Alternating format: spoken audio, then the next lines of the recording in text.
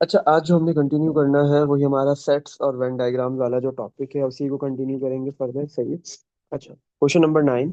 Use set notation to write down the name of the shaded region in each of these Venn diagrams. इन Venn diagrams के अंदर आपके पास जो shaded region है उसका जो है वो सेट नोटेशन की फॉर्म में आंसर देना है। बताना है कि वो शेडेड रीजन आपके पास कॉम्प्लीमेंट का पार्ट है, यूनियन का है, इंटरसेक्शन का है, क्या है। सही है।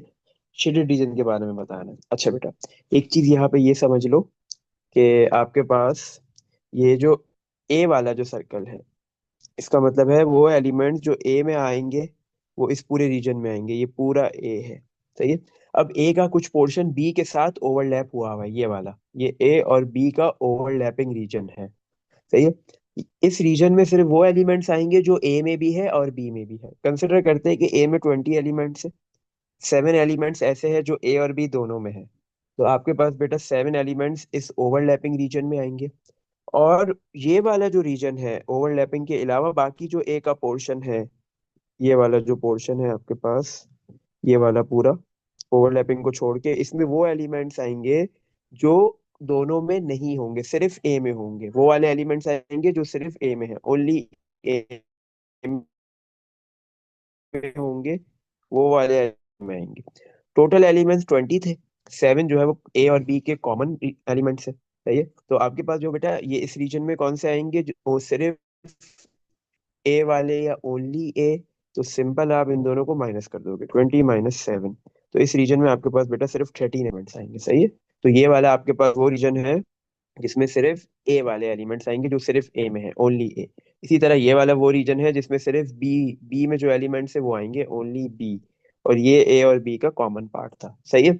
अच्छा, तो अभी हमारे पास यहाँ पे जो शेड हुआ हुआ है वो सिर्फ वो वाला पार्ट शेड हुआ हुआ है, ओनली बी वाला। सही है। कौन सा शेड हुआ हुआ है? ओनली बी वाला शेड हुआ हुआ है। उसी का हमने क्या लिखना है, सेट नोटेशन की फॉर्म में उसका आंसर देना है कि ये ए यूनियन बी है, ए इंटरसेक्शन बी है, ये क्या है। सही है। अच्छा,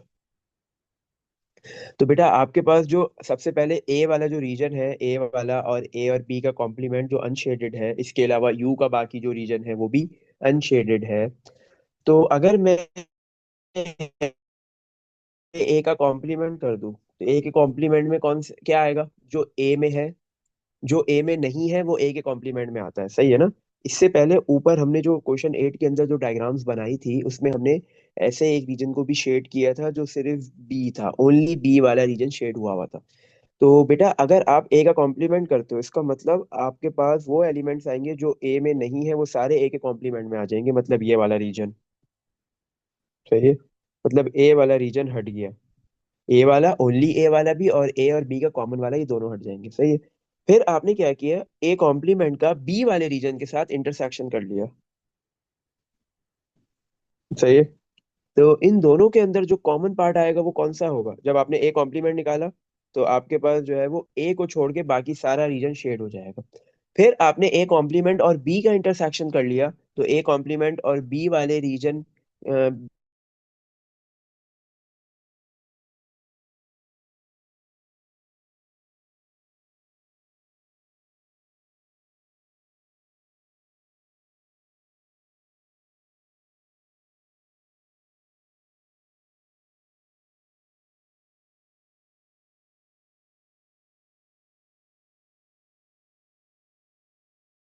में जो शेडेड रीजन है वो क्या हो गया, A inter A complement intersection B. सही है।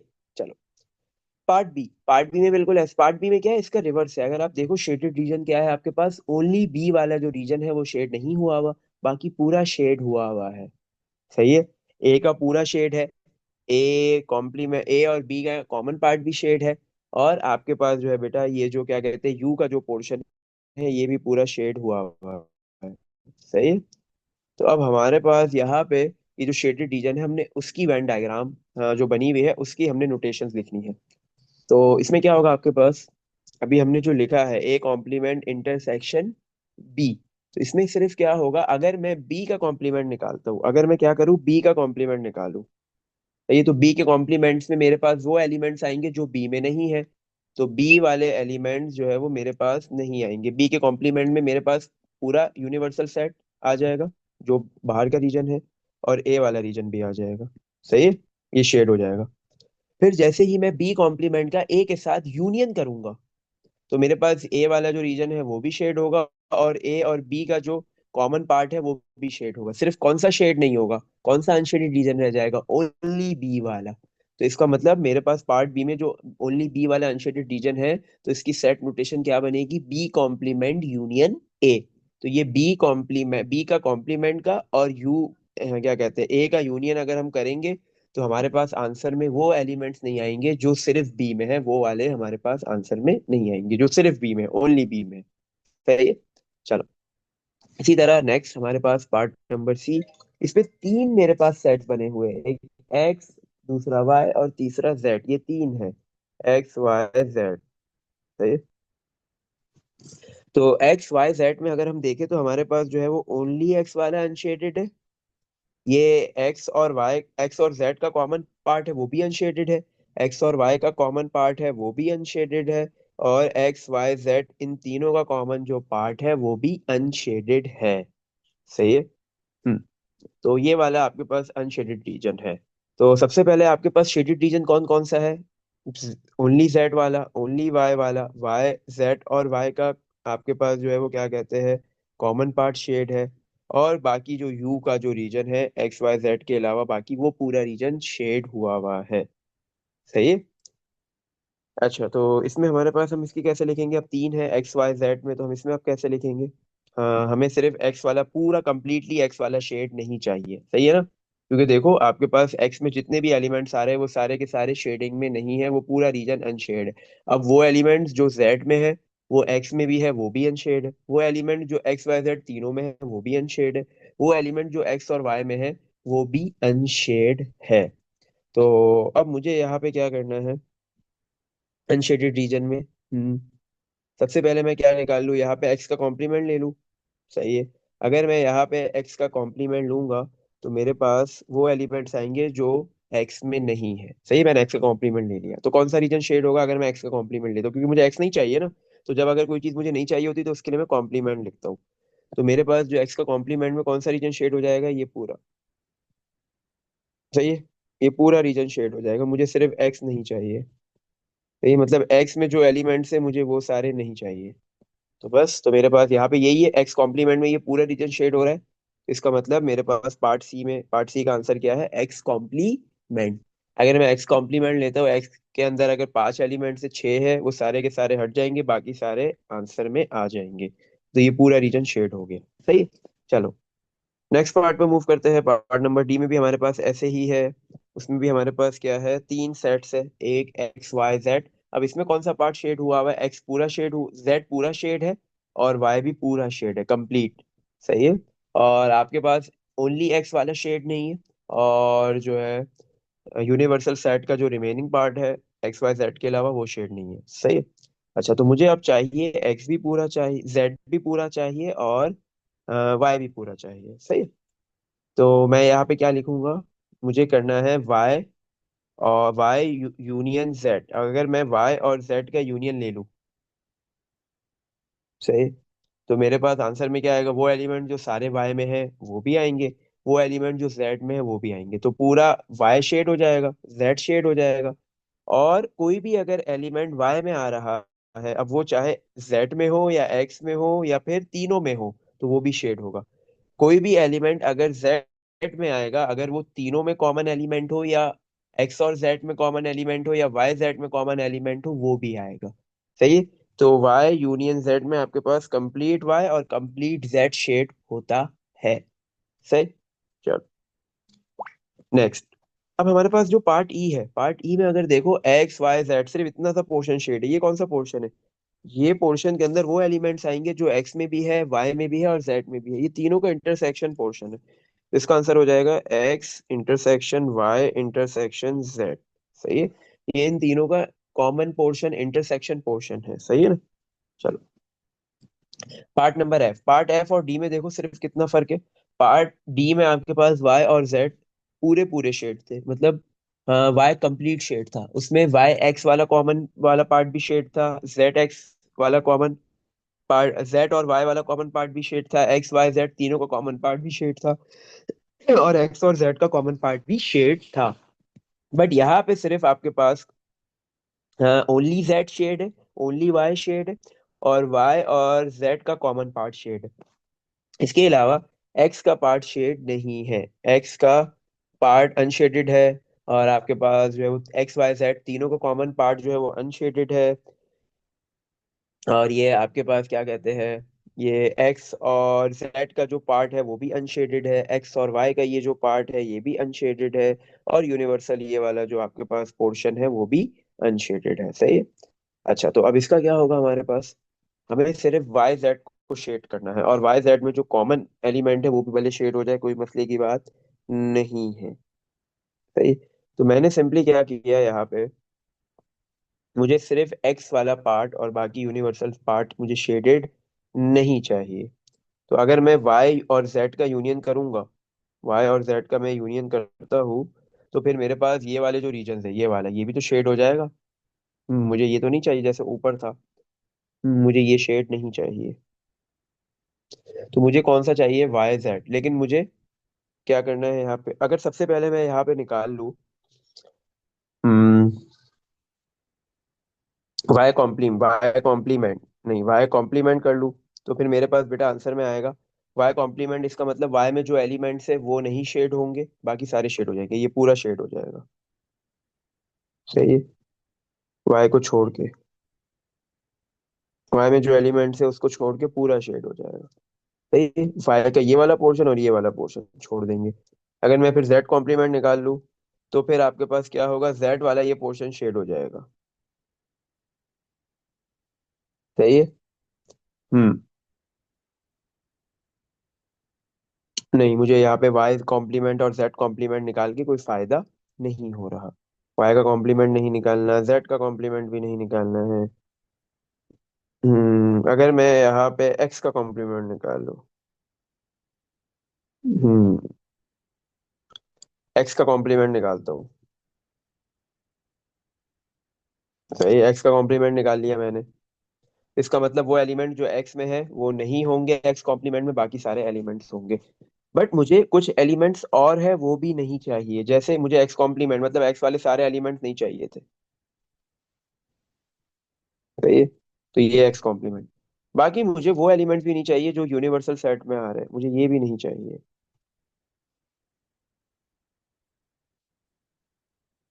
तो ये एक्स कॉम्प्लीमेंट के अलावा, एक्स कॉम्प्लीमेंट मैंने निकाल लिया, एक्स हट गया, एक्स वाले सारे एलिमेंट्स निकल गए। मुझे सिर्फ वाई और जेड के एलिमेंट्स चाहिए, तो ये वो एलिमेंट्स जो वाई और जेड के साथ साथ एक्स में आ रहे हैं वो भी नहीं चाहिए, वो भी हटा दिए। बट वो एलिमेंट जो यूनिवर्सल सेट में है, मतलब वाई और जेड में नहीं है, मुझे वो भी नहीं चाहिए, वो भी निकाल दो। तो फिर हम क्या करेंगे,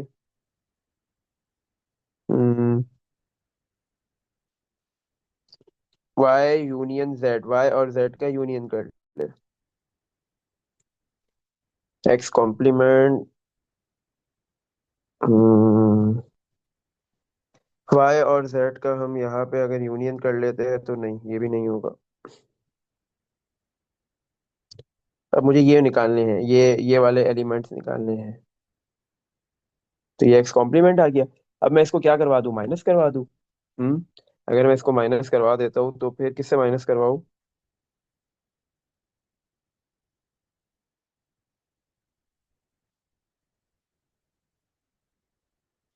वाई और जेड का मैं यूनियन लूंगा तो वो भी आ जाएगा, वाई जेड का यूनियन ले लिया फिर उसका इंटरसेक्शन।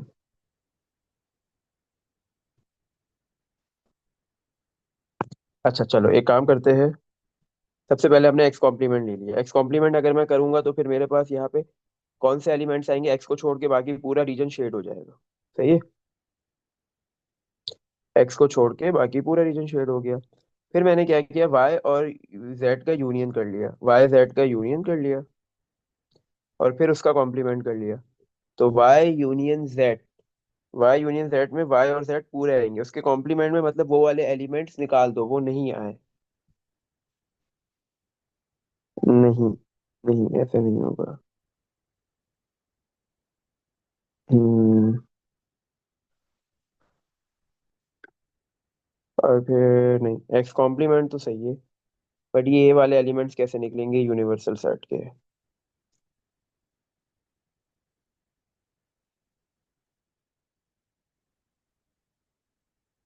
ये शेडेड रीजन, अब आप ये कह सकते हो कि आपके पास जो शेडेड रीजन है वो है Y union Z. But Y union Z में आपके पास ये दो रीजन्स भी आएंगे और ये वाला भी आएगा, क्योंकि वो एलिमेंट्स भी आएंगे जो वाई और जेड में है, साथ में एक्स में भी है तो वो भी आएगा। तो फिर इसके साथ आपने इसका करना है U intersection Y union Z. Hmm Y union Z, अब इन दोनों को माइनस करना है, इन पोर्शंस को आपने निकालना है। सही है। वाई यूनियन जेड और ये पोर्शन आपके पास है x union, sorry x intersection Z है, ये नहीं चाहिए हमें। इसी तरह हमें जो है वो एक्स इंटरसेक्शन वाई वाला भी नहीं चाहिए। सही है। X intersection Y intersection Z भी नहीं चाहिए। वाई यूनियन जेड में से हमने ये सारे निकाल देने हैं। सही। तो इसके लिए हम कैसे लिखेंगे इसको, Y union Z minus X intersection Z minus X intersection Y minus X intersection Y intersection Z, ऐसे लिखेंगे इसको। सही है। चलो, लास्ट पार्ट जी हमारे पास जो है वो जी वाले पार्ट में जो शेडेड रीजन है वो देखो हमारे पास कौन सा पोर्शन है, वाई और जेड का कॉमन पोर्शन है, वाई और जेड का यूनियन वाला पोर्शन हमारे पास शेडेड है। तो इसका क्या हो गया, वाई इंटरसेक्शन जेड। सही। चलो, क्वेश्चन नंबर 10 पे मूव करते हैं। क्वेश्चन नंबर 10 में हमारे पास क्या है, the elements of a universal set are referred as to X. आपके पास जो यूनिवर्सल सेट के अंदर जो एलिमेंट्स आएंगे वो एक्स है। It is given that X belongs to natural numbers, क्या गिवन दिया हुआ है, एक्स किससे बिलोंग कर रहा है, नेचुरल नंबर से, और एक्स की वैल्यू 5 से बड़ी है और 23 से छोटी है। सही, तो आ जाओ एक हम यूनिवर्सल सेट का एक सेट बना लेते हैं। यूनिवर्सल सेट, एक्स की वैल्यू 5 से बड़ी, 6, फिर 6 के बाद नेक्स्ट नेचुरल नंबर 7 8 9 10 11 12 13 14 15 16 17, सही है, 18 19 20, फिर 21 22 तक। सही है। 23 नहीं आएगा क्योंकि 23 से छोटा है। सही है, चलो ये हो गया। सेट ए वाला सेट क्या है आपके पास, प्राइम नंबर का सेट है। सही है। और सेट बी वाला सेट आपके पास क्या है, मल्टीपल्स ऑफ 3 है। सही है ना। अच्छा, पार्ट ए में क्या बोल रहा है, list the elements of set A, set ए के एलिमेंट्स की लिस्ट बना दो। तो ये पार्ट ए। सेट ए आपके पास प्राइम नंबर्स का सेट है। प्राइम नंबर्स आपके पास 6 से लेके 22 तक जितने भी प्राइम नंबर्स है वो सारे लिखोगे। 7 प्राइम है, फिर आपके पास 11 है, 13 है, 17, 19। सही है, तो ये सारे प्राइम नंबर्स हो गए। फाइंड, पार्ट बी में क्या है, find N B, number of elements on set B. Set B में कितने एलिमेंट्स है, पहले चलो सेट बी बना लेते हैं, फिर उसमें एलिमेंट्स कितने हैं वो भी लिख लेंगे। सेट बी मल्टीपल्स ऑफ 3 है। 6 से लेके 22 तक के जितने भी नंबर्स है उसमें से जो भी मल्टीपल्स ऑफ 3 है वो सारे लिख लो। 6 है, 9 है, 12 है, 15 है, 18 है, 21 है, ये सारे मल्टीपल्स ऑफ 3 है। काउंट कर लो कितने हैं आपके पास बेटा, टोटल 6 मल्टीपल्स है। तो ये सेट बी के अंदर टोटल 6 मल्टीपल्स आ रहे हैं 3 के। तो number of elements on set B is 6। सही है, तो बी वाले सेट के अंदर कितने एलिमेंट्स है आपके पास, 6 है। सही है। Part C, list the elements that belong to set A intersection B. सही है ना। आपने ए इंटरसेक्शन बी निकालना है, ए इंटरसेक्शन बी वाले सेट के अंदर कितने एलिमेंट्स आएंगे। ए और बी का इंटरसेक्शन ले लो, ए और बी में जो कॉमन है वो लिख लो। ए और बी में सबसे पहले आपके पास कॉमन आ रहा है, कोई भी कॉमन नहीं आ रहा है। सही है, पॉसिबल ही नहीं है। सही है, क्योंकि आपके पास जो है वो बी वाला जो सेट है उसमें 3 के मल्टीपल्स आ रहे हैं, और प्राइम नंबर तो किसी भी नंबर का मल्टीपल होता ही नहीं है। सही है, तो ए और बी में कोई भी कॉमन नंबर नहीं है। सही है, तो आपके पास ये नल सेट बनेगा या फिर एम्प्टी सेट बनेगा। सही है, एक ही बात होती है। Part D, what fraction of the elements are in the subset A union B. सही है, आपके पास जो है वो ए यूनियन बी के अंदर जो कितने एलिमेंट्स आएंगे वो बताना है, उसका फ्रैक्शन बताना है। तो सबसे पहले ए यूनियन बी निकाल लेते हैं। ए यूनियन बी, 6, ए और बी का यूनियन ले लो। ए और बी में कोई कॉमन एलिमेंट नहीं है, तो जितने भी एलिमेंट्स ए में है वो भी लिखे जाएंगे, जितने भी एलिमेंट्स बी में है वो भी लिखे जाएंगे, सारे एलिमेंट्स लिखना।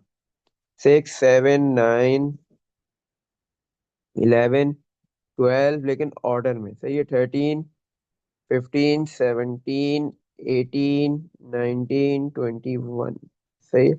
अब इसका बोल रहे फ्रैक्शन निकालो। फ्रैक्शन क्या होगा? फ्रैक्शन में आपके पास क्या क्या होता है?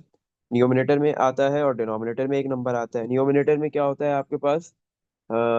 डिनोमिनेटर में क्या होता है? होल। आपके पास जो वह क्या कहते हैं यूनिवर्सल सेट है, इसमें टोटल कितने एलिमेंट्स है? यूनिवर्सल सेट में कितने एलिमेंट्स है आपने लिख भी लिया है, और आपको पता भी चल सकता है कितने हैं। 6 से लेके 22 तक है। तो 6 से लेके 10 तक 5 हो गए, और फिर 22 तक 12, टोटल 17 एलिमेंट्स होंगे। सही है। आप काउंट भी कर लो, 17 होंगे। सही है। तो आपके पास जो फ्रैक्शन में डिनोमिनेटर में क्या आएगा? टोटल कितने एलिमेंट्स है? सही है।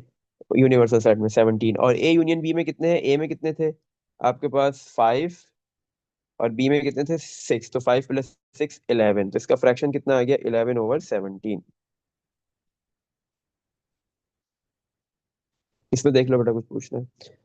चलो नेक्स्ट क्वेश्चन पे मूव करते हैं। Question number 11।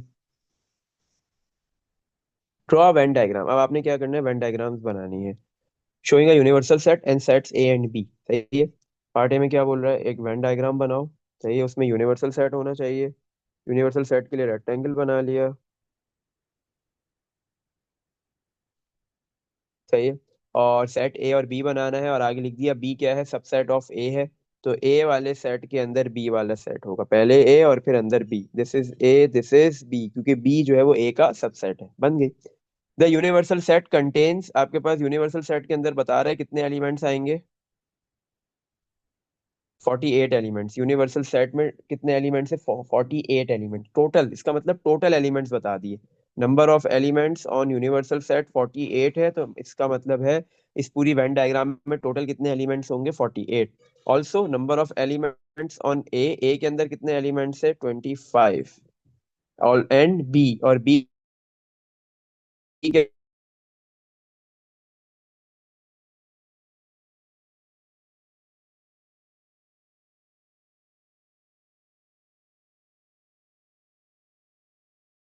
तो ए में जो 25 एलिमेंट्स है उसमें से कोई भी 10 एलिमेंट्स यूज करते हुए आपने ए बी वाला सेट बनाया है। तो बी वाले सेट के अंदर आपके पास कितने एलिमेंट्स है? 10। आप 10 लिख लो ऐसे। सही है। तो बी वाले सेट के अंदर आपके पास कितने एलिमेंट्स है? 10 है, तो आपने लिख लिया 10।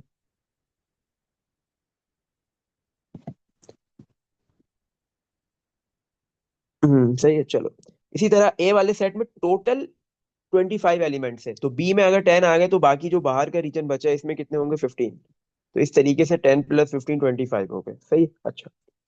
और यूनिवर्सल सेट में 48 थे, तो 15 और 10 25, 25 ए और बी में मतलब आ गए। मतलब ओनली ए में 15 है, कंप्लीट ए में 25 है। ए और बी के कॉमन एलिमेंट्स 10 है। ओनली बी मतलब सिर्फ 10 एलिमेंट्स बी में है, और वही सारे ए में भी है, क्योंकि बी सबसेट है ए का। टोटल 48 एलिमेंट्स है। तो बाकी जो ये आउटसाइड रीजन है ए के, उसमें कितने एलिमेंट्स आएंगे? तो सिंपली आप 48 - 25 कर दो। कितना हो जाएगा आपके पास? 23। तो 23 एलिमेंट्स बाकी इधर आ जाएंगे। इन तीनों को ऐड कर लो, आपके पास 48 ही बनेगा। सही है। अच्छा। Part B. फाइंड। आपको पार्ट बी के फर्स्ट पार्ट में क्या बताना है? Number of elements A intersection B complement. B complement और ए के इंटरसेक्शन में कितने एलिमेंट्स होंगे? B complement. बी का कॉम्प्लीमेंट मतलब जो एलिमेंट्स बी में है वो बी के कॉम्प्लीमेंट में नहीं होंगे। टोटल 48 एलिमेंट्स है। सही है। तो आपके पास बी में कितने एलिमेंट्स है? 10। तो बी कॉम्प्लीमेंट में कितने एलिमेंट्स आएंगे? बी कॉम्प्लीमेंट में कितने एलिमेंट्स आएंगे? हम्म बी कॉम्प्लीमेंट में टोटल कितने एलिमेंट्स है आपके पास? 48।